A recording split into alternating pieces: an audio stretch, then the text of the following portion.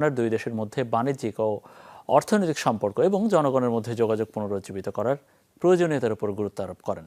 High commissioner জানান, পাকিস্তানের প্রধানমন্ত্রী শাহবাজ শরীফ এবং দেশটির জনগণ বাংলাদেশের সাম্প্রতিক ভয়াবহ বন্যায় গভীরভাবে উদ্বিগ্ন।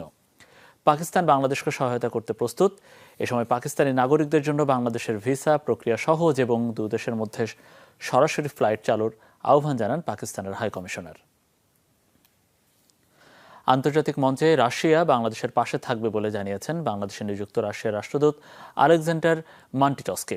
বিকেলে রাষ্ট্রীয় অতিথি ভবন যমুনায় প্রধান উপদেষ্টা ডক্টর মোহাম্মদ ইউনূসের সঙ্গে সৌজন্য সাক্ষাৎ করে তিনি একথা বলেন।